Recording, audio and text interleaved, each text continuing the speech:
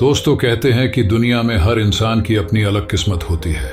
कब कौन राजा बन जाए और कब कौन राजा से फकीर बन जाए, ये सब नियति और किस्मत का खेल है जो हर किसी के बस में नहीं होती।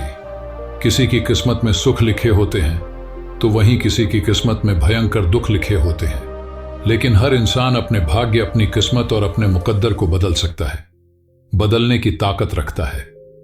जो लोग सही दिशा में मेहनत करना नहीं जानते वह हमेशा अपने भाग्य को कोसते रहते हैं, परंतु जो लोग परिश्रम करते हैं, मेहनत करना जानते हैं, वो भी सही दिशा में। सही दिशा इसीलिए मैं कह रहा हूं क्योंकि बहुत से लोग मेहनत तो करते हैं लेकिन अपनी काबिलियत के अनुसार उसे ठीक दिशा नहीं दे पाते, और जो लोग अपनी काबिलियत को पहचान कर उसे ठीक दिशा में लगाकर मेहनत करते हैं वह अपना भाग्य खुद लिखते हैं। दोस्तों, आज हम आपको एक ऐसी छोटी सी कहानी सुनाने जा रहे हैं जिसे सुनने के बाद आपकी किस्मत एक झटके में तो नहीं बदल जाएगी, लेकिन उसे बदलने की ताकत आप में जरूर आ जाएगी। बस आप इस वीडियो को ध्यान से पूरा देखिएगा। तो चलिए कहानी को शुरू करते हैं। एक समय की बात है, हिमालय की गोद में बसा एक छोटा सा गांव था जिसका नाम था केशवपुर। यह गांव अपने शांतिपूर्ण वातावरण और आध्यात्मिकता के लिए जाना जाता था। लोग यहाँ की नदियों और पहाड़ियों के बीच एक अद्भुत शांति महसूस करते थे। उसी गांव में एक युवक रहता था जिसका नाम था मोहन। मोहन एक साधारण किसान परिवार से था जो अपने खेतों में बहुत मेहनत करता और जीवन का निर्वाह करता था। मोहन बचपन से ही एक महत्वाकांक्षी और सपने देखने वाला व्यक्ति था। वह चाहता था कि उसका जीवन केवल खेतों और गांव की सीमाओं तक सीमित न रहे। वह अपने जीवन में कुछ बड़ा करना चाहता था, कुछ ऐसा जिससे उसकी पहचान बन सके और वह दूसरों के लिए एक प्रेरणा का स्रोत बन सके। लेकिन उसके जीवन में एक बड़ी समस्या थी। वह जब भी कुछ नया करता और सफल नहीं होता तो उसे सदैव लगता था कि उसकी किस्मत उसके हाथ में नहीं है। वह यह मानता था कि जो नियति ने तय कर दिया है, भला उससे बाहर कैसे आया जा सकता है। उसका भाग्य पहले से ही तय है और चाहे वह कितना भी प्रयास करें, उसकी स्थिति नहीं बदल सकती। मोहन अपने खेतों में कड़ी मेहनत करता, लेकिन उसकी मेहनत का फल उसे कभी भी उतना नहीं मिलता जितना वह उम्मीद करता था। गांव के अन्य लोग उससे कहते, मोहन, चिंता ना करो, यह सब भाग्य का खेल है, तुम्हारी किस्मत में जो लिखा है वही होगा। यह शब्द मोहन के मन में गहरे घाव कर जाते और वह और भी ज्यादा निराश हो जाता। वह अक्सर सोचता, क्या सच में मेरी किस्मत पहले से ही तय है? और यदि तय है तब तो मैं लाख प्रयास करके भी बदल नहीं पाऊंगा। फिर मैं वो कैसे बनूंगा जो मैं सोचता हूं? ऐसी खुद की नाकामी के बारे में सोच वो अंदर तक हिल जाता। कभी कभी तो खुद पर भी तरस आता, सोचता क्या होगा मेरा और मेरे बच्चों का भविष्य। उसे यह समझ नहीं आ रहा था कि वह इस कमी को कैसे पूरा कर सकता है। वह अपनी किस्मत को बदलने के लिए कुछ करना चाहता था, लेकिन उसे यह नहीं पता था कि कहां से शुरू किया जाए। एक दिन गांव में एक बूढ़ा बौद्ध भिक्षु आए जिनका नाम था महाबोधि। वो बौद्ध धर्म के एक महान ज्ञानी थे। अपने ज्ञान और आध्यात्मिकता के लिए पूरे क्षेत्र में प्रसिद्ध थे। लोग उन्हें सुनने और उनसे मार्गदर्शन लेने के लिए दूर दूर से आते थे। गांव के लोगों को जब यह मालूम हुआ कि महाबोधि गांव में आए हैं तो वह उनके प्रवचन के लिए बड़ी संख्या में इकट्ठे हुए। मोहन भी उस दिन वहां गया, शायद उसे अपने सवालों का जवाब मिल सके। महाबोधि ने अपने प्रवचन की शुरुआत करते हुए कहा, हम सभी अपने जीवन में किसी न किसी समस्या से जूझ रहे हैं। हम में से बहुत से लोगों का यह मानना है कि हमारी किस्मत पहले से ही लिखी जा चुकी है और हम उसमें कोई बदलाव नहीं कर सकते, लेकिन सच्चाई यह है कि हम अपनी किस्मत खुद लिख सकते हैं। मोहन के कानों में यह शब्द गूंजने लगे। उसने कभी सोचा भी नहीं था कि उसकी किस्मत उसके अपने हाथ में हो सकती है। वह महाबोधि की हर बात को ध्यान से सुनने लगा।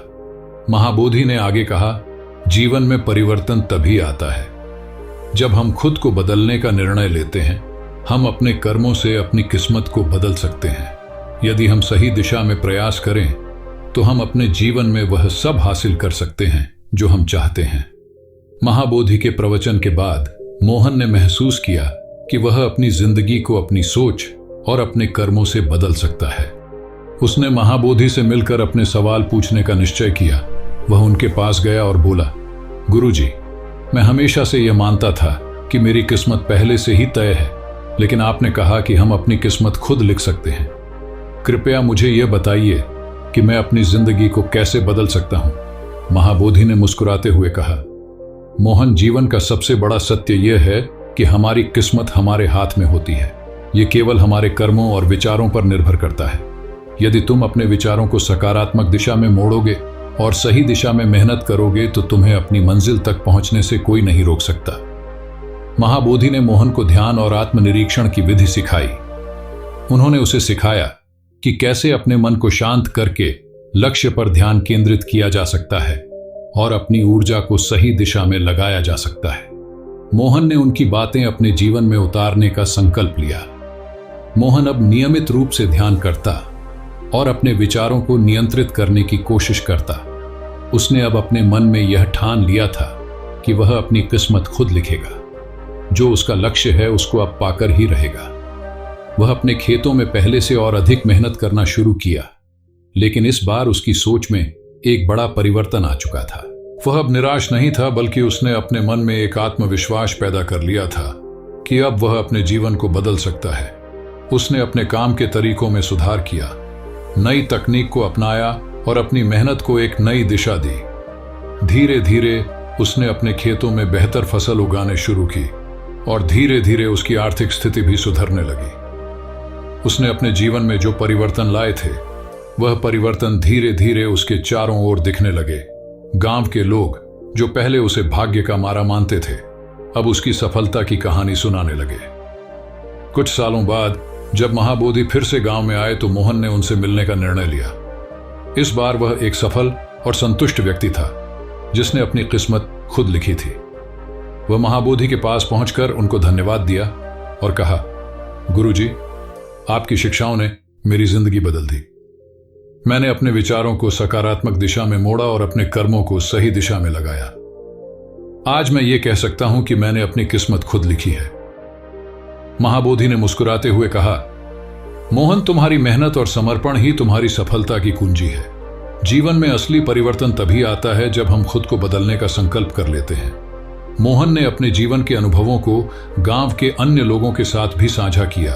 उसने उन्हें सिखाया कि किस्मत का खेल केवल उनके हाथ में है और वह अपने जीवन को अपने कर्मों से बेहतर कर सकते हैं। उसने गांव में एक छोटा सा ध्यान केंद्र भी स्थापित किया, जहां लोग महाबोधि की शिक्षा को समझते और अपने जीवन में अपनाते थे।